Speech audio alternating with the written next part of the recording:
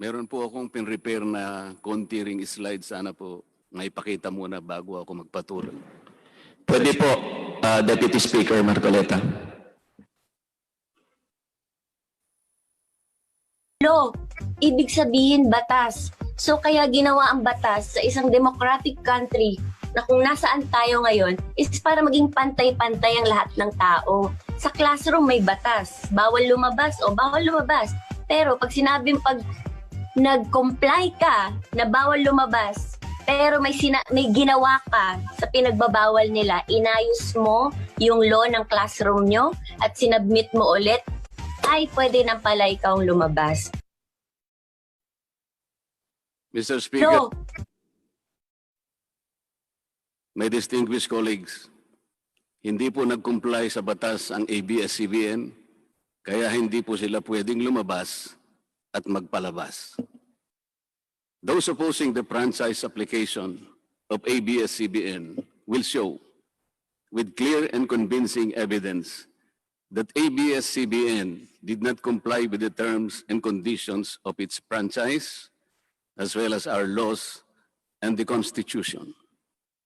In fact, they will show in the succeeding hearings of the Committee on Legislative Franchises that ABS-CBN deliberately and with impunity violated the conditions of its legislative franchise and more so our laws and the Constitution. Matagal na po kasi ang mga aligasyong ito. Hindi mamatay-matay, lumulutang sa internet, nasa labi ng mga Pilipino. Hindi seryosong binigyan ng pansin. Bakit po? Tikom ang bibig ng may kakayahang magsiwalat nito dahil takot sa maimpluwensyang network na kayang sirain ng tao, kandidato man o hindi. Salamat at ganap na ninindigan si Speaker Alan Peter Cayetano at hindi inalintana ang mga tuligsa sa kanya at pinayagan niya na magkaroon ng patas, bukas at malawak ang pagdinig sa mga aligasyong ito katulad ng nagaganap sa araw na ito. Ang banggit nga po sa John 8:32 ay ganito, "And you will know the truth, and the truth will set you free." Violation of the Constitution. Number 1, franchise is longer than 50 years. Hindi na po dapat payagan itong pagre-renew ng prangkisa ng ABS-CBN. Dapat na pong isara ang pinto para sa kanila. Bakit po? Because the ABS-CBN has been using the airwaves for more than 50 years. 53 years today, to be exact. Our Constitution says that Congress can grant a franchise of up to 50 years only. Taong 1957, nang makuha ni Don A. Eugenio Lopez Sr., may-ari ng Chronicle Broadcasting Network o CBN, ang Alto Broadcasting System o ABS. Simula po noong 1967 ay naging ABS-CBN na po ang tawag dito dahil sa merger ng ABS at CBN. Kung susumahin po natin ang prangkisa nito simula noong 1967, ay 53 taon na po itong gumagamit ng airwaves magpahanggang ngayon. 63 years naman po kung susumahin natin mula po ng pagkakakuha ng CBN sa ABS noong 1957. The Committee on Legislative Franchises should not allow itself to be used by ABS-CBN to again circumvent the Constitution and violate the categorical 50-year limitation imposed on franchises. Hindi na po dapat buhayin muli ng Kongreso ang prangkisa ng ABS-CBN sapagkat ayon po sa ating saligang batas, ang buhay ng prangkisa ay hindi dapat lumampas ng 50 taon. EDSA Revolution. Siguro po may mga ngatwiran at sasabihin ng ganito. Sinara naman nung martial law ang ABS-CBN. Di po ba? Dapat huwag bilangin ang panahon na yon. Tanggapin po natin sandali na isinara nga ang ABS-CBN simula Setyembre 23, 1972, pagkatapos na ideklara ang martial law. Pero hindi po ba nagbukas din ito agad matapos na ito ay mabawing muli ng pamilya Lopez noong EDSA Revolution? Hindi ba't kulang-kulang 13 taon din po ang namagitan na panahon? So let's assume that we subtract 13 years from the 63 years that ABS-CBN has been in operation starting 1957 when CBN acquired ABS. Hindi ba't 50 taon din po ang magiging resulta? Ibig pong sabihin, tapos na at paso na pa rin ang prangkisa ng ABS-CBN with or without martial law. Hindi ba't sobra-sobra pa rin ito at lalabag pa rin sa ating saligang batas? Naging palasak nga noong panahon ng martial law ang kantsaw na tama na, sobra na. Subalit ang mahalagang tanong po ng taong bayan na hindi pa nasasagot magpahanggang ngayon ay kung paano biglang nabawi ng mga Lopez ang ABS-CBN mula sa pag-aari ng gobyerno pagkatapos maitalaga ang Cory administration. Sinulatan po noon ni dating Senador Lorenzo Stañada ang Presidential Commission on Good Government na isoli na sa mga Lopez ang ABS-CBN kahit may arbitration pang nagaganap sa pagitan ng pamahalaan at ABS-CBN. Na i-turn over po agad ang istasyon ng ABS-CBN sa mga Lopez sa kabila ng wala pang pagtukoy sa tunay na pagmimay-ari nito ayon sa kautusan sa Board of Administrators na binuo sa Letter of Instruction number 1 ni Pangulong Cory Aquino. Sa ngayon po ay wala man lang mailabas na papeles tungkol dito ang PCGG. Nagbayad po ba ang ABS-CBN sa Administrasyong Cory Aquino? Nag-public bidding po ba? Bakit tila ura-urada at habang magulo pa ang lahat dahil katatapos lang ng EDSA Revolution, ay biglang napasakamay na muli ng mga Lopez ang ABS-CBN? Nakabatay po ba ito sa batas? Hindi po ba dapat sagutin ng ABS-CBN ang mga tanong na ito upang mapanagot po ang dapat na managot kung meron man? Foreign ownership. Puntahan naman po natin ang muling pagbubukas ng ABS-CBN noong 1986. Pati po kasi noong panahon yun ay may paglabag na rin sa ating saligang batas. Ano po kaya yun? Dahil Amerikano at hindi Pilipino ang may-ari at namahala sa ABS-CBN na mariing ipinagbabawal ng saligang batas. Congress should deny the franchise application of ABS-CBN for its clear violation of the Constitution, requiring 100% Filipino ownership and management of mass media companies. ABS-CBN's former president, Mr. Eugenio Gaby Lopez III, was an American citizen when he took the helm of the company in 1986 as director, then president, and then chairman in the later years. It was only in 2000 that he petitioned for recognition of Filipino citizenship and was issued a certificate of recognition as a Filipino citizen in 2002. At kahit sabihin po natin wala na ngayon sa management ng ABS-CBN si Ginoong Gaby Lopez, nagpatuloy pa rin ba sa paglabag sa saligang batas ang ABS-CBN? Opo. Dahil magpahanggang ngayon ay nagbebenta pa po sila sa mga banyaga, mga hindi Pilipino, ng pag-aari o ownership rights ng ABS-CBN. Through an intricate web of corporate layering, ABS-CBN lets non-Filipinos to own its common shares through the issuance of Philippine Depositary Receipts o PDRs. In September 1999, the ABS-CBN Holdings Corporation offered 132 million Philippine Depositary Receipts underlying the 132 million common shares of ABS-CBN.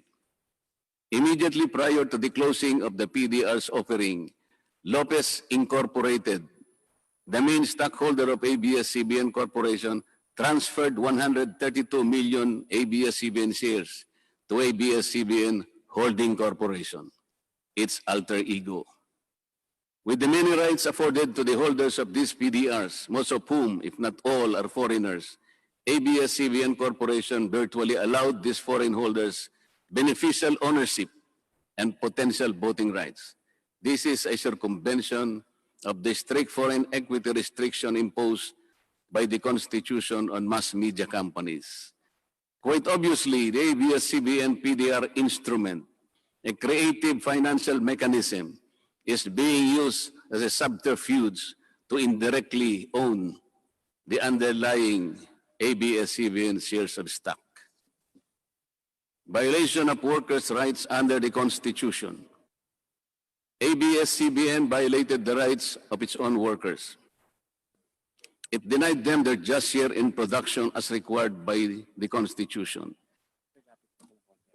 It committed unfair labor practices, which consequently denied its employees the benefits required by law to be provided to all employees. Isang halimbawa po dito ay ang asunto na isinampa ng halos 100 o mahigit sa 100 manggagawa ng ABS-CBN sa National Labor Relations Commission o NLRC dahil sa pagtanggal sa kanila dahil sila raw ay mga talents lamang at hindi mga regular na empleyado. Nanalo po ang mga manggagawa sa NLRC at maging sa Court of Appeals. Bakit hindi na lang nila sinunod ang hatol at umapila pa ang ABS-CBN sa Korte Suprema? Ito ba yung sinasabi po kanina sa opening salvo na ang pagmamahal sa kanilang kapamilya ay ganun na lamang?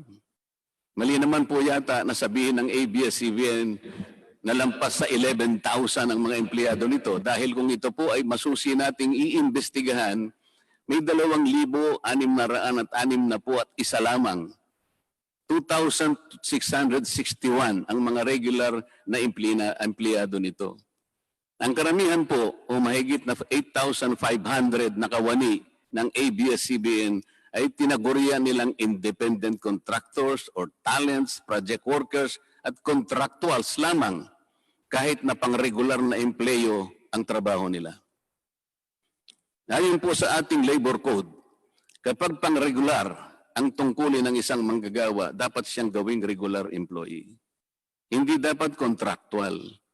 Hindi dapat independent contractor, talent, o kaya'y project worker lang. Malinaw na labag sa batas ang ginagawa ng ABS-CBN. Sana ay ibalita rin po ito ng TV Patrol upang mabunyag ang libo-libong endo sa kanilang bakuran. ABS-CBN has not regularized its contractual workers and talents despite performing the functions of regular workers. It even forced some of its workers to sign employment contracts containing waiver of the right to regularization. And those who refuse were unceremoniously terminated from work. ABS-CBN has subcontracted most of its production work to subcontractor production companies, despite the fact that production is directly related to its core business. These production entities are paid minimally, whose workers obviously get lesser benefits and take-home pay compared to ABS-CBN's regular employees. And yet, the profit generated by ABS-CBN from its independent production companies appear greater than its expenses, especially those expenses that are even deductible for income tax purposes.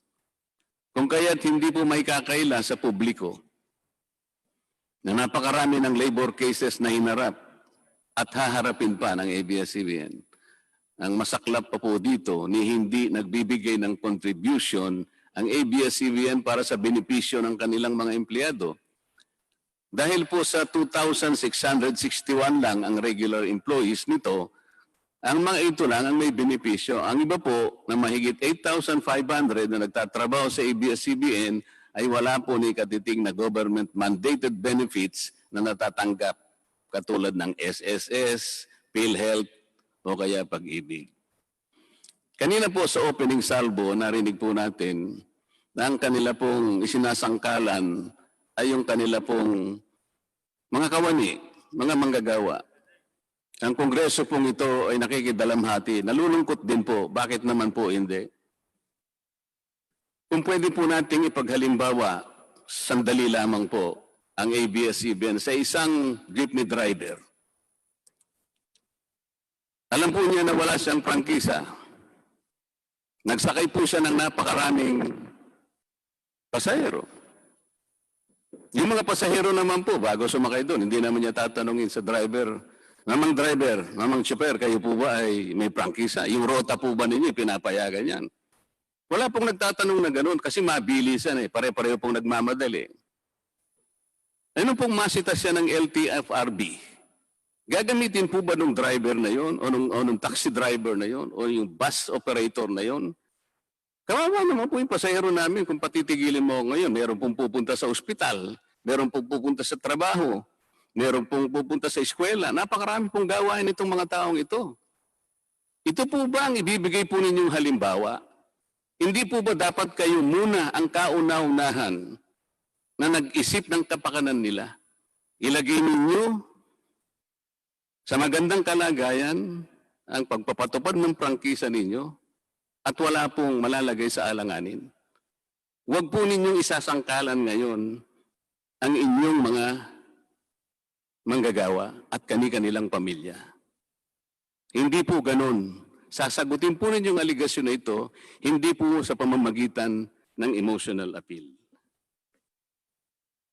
If this indeed the true house of the people, the Committee on Legislative Franchises must side with the poor workers of ABS-CBN in denying its franchise, justice to them will be finally served, although ironically, this will also entail some sacrifice on their part. Political bias. ABS-CBN has been biased and partisan in favor of particular candidates and against certain candidates during the 2010 and 2016 presidential elections, contrary to the terms of its franchise and in violation of the Omnibus Election Code.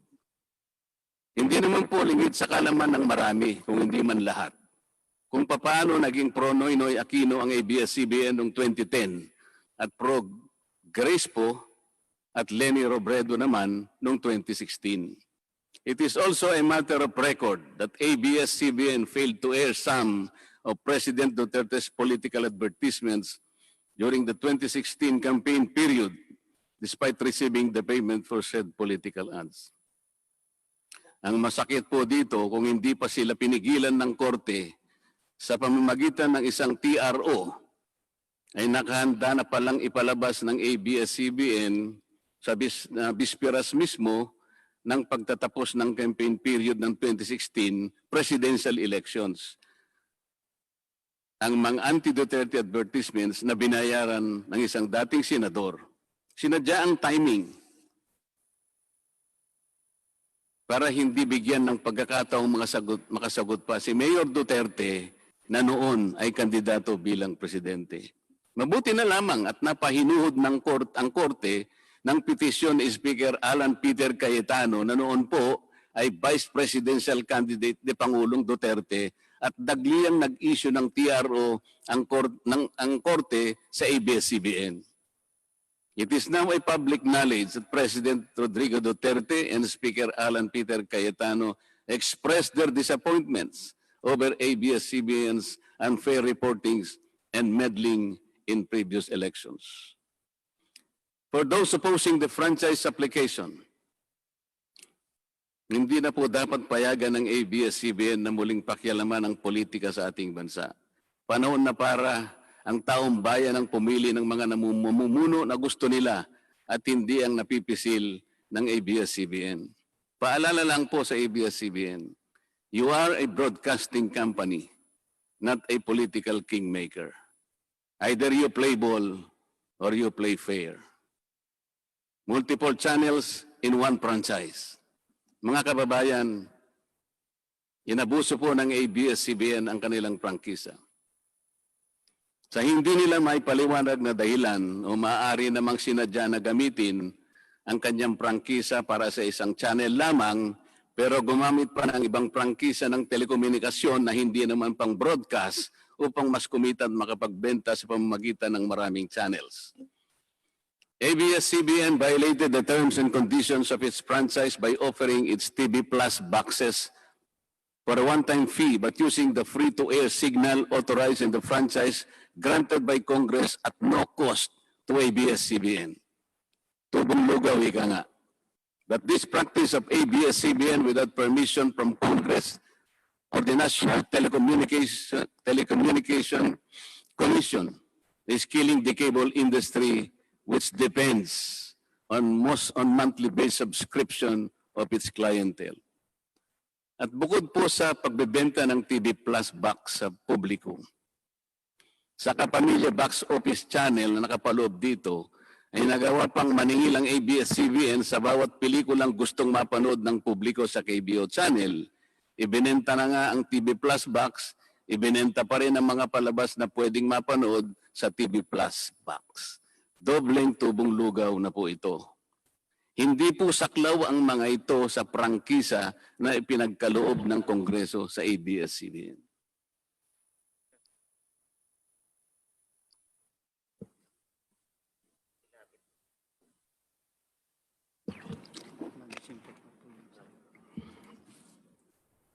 ABS-CBN, contrary to the terms and conditions of its franchise, operated this pay-per-view channel, otherwise known as the Kapamilya Box Office or KBO, without a valid permit from the NTC.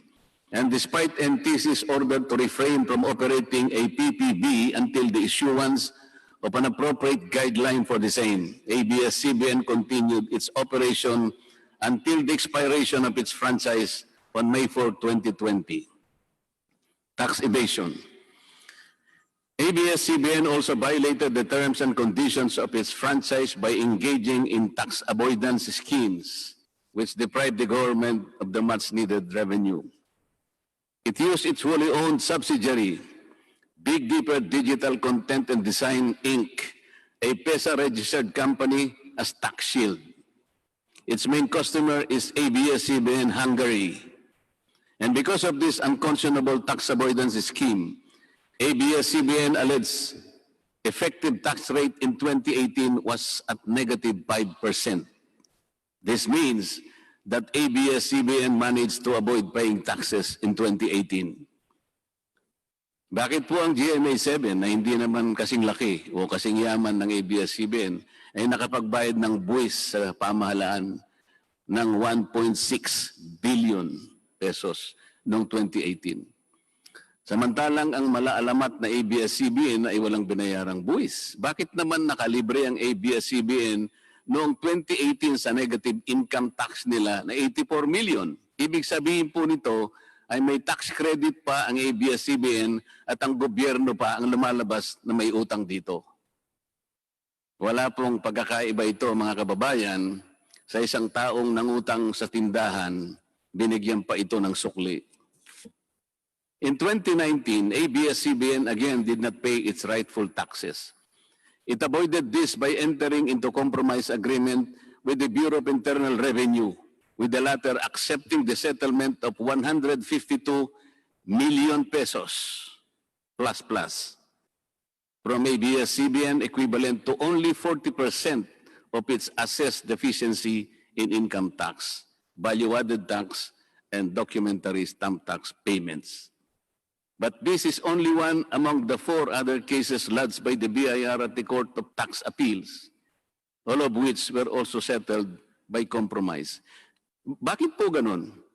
Hindi po ba nando sa prangkisa ng ABS-CBN na babayaran nila lahat ang rightful taxes?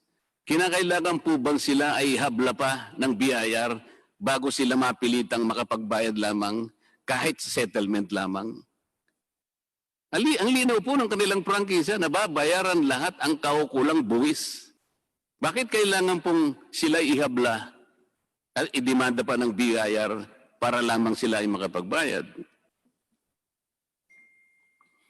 There are also allegations to date that ABS-CBN's Lingkod Kapamilya Foundation, ALKFI, is being used as ABS-CBN as tax shield, and that ALKFI also failed to file donor's tax return and pay the donor's tax. Ito po ang mas nakalulungkot dito, mga kababayan. Kapag politiko o government official ang nagkawang gawa, EPAL ang tawag dito ng ABS-CBN. Kahit mula pa sa sariling bulsa ng politiko ang pinanggalingan ito. Pero kapag ito ay galing sa lingkod kapamilya, puro pangalan ng ABS-CBN ang kanilang pinangangalandakan, katulad po ng nakita natin ngayon. Alam naman natin na galing naman sa lahat, sa mga donors ang pondo na ginamit nila. Meron po kayang nanggaling sa yaman ng ABS-CBN. Di baling ang pantulong ng ABS-CBN ay galing sa donasyon ng ibang tao. Di baling ang perang pantulong ay mula sa tax avoidance ng kumpanya. Ang mahalaga ay mapalabas nila sa pamamagitan ng sa mamamayan, katulad po ng nakita natin ngayon na napakabuti at napakabait ng ABS-CBN. Kami po ay naniniwala na unti-unti na pong nabubuksan ang katotohanan sa ating mga mamamayan. Hindi po ba mas maganda at katanggap-tanggap na tumulong sa kapwa ng walang nalalabag na batas at buong sikap pang nasusunod ang prangkisa? Dahil po ba kayo ay nakapagdudulot ng saya, ng aliw sa ating mga mamamayan? Dahil po ba kayo ay nakapagbibigay ng inspirasyon, ng pag-asa, ng katatagan ng loob na kagaya po sa opening salvo kanina ng representative ng ABS-CBN? Hindi na po ba natin susundin o tutuparin, isasaalang-alang ang ating mga batas, ang ating saligang batas, o kaya ang prangkisa ninyo? Makakapagpasaya naman po tayo. Makakapag-inspire po tayo. Nang hindi po tayo lumalabag sa batas. The House of Representatives should endeavor not to grant the franchise application of ABS-CBN because it has deliberately floated the Constitution and other related laws. Even the terms and conditions of its previous franchise to suit its own business and political interest, but to the prejudice of the greater good. The grant of a legislative franchise is merely a privilege and not a matter of right. Congress has the exclusive constitutional authority to award, alter, or revoke this privilege when the common good so requires, as in this particular case of ABS-CBN. We believe that it is but right for the House of Representatives to deny this time the franchise of ABS-CBN for flagrantly violating the Constitution and related laws, even its own franchise, making it unworthy of the grant of this special privilege by the state. Obviously, the challenge was accepted. There is no reason to complain. Maraming salamat po.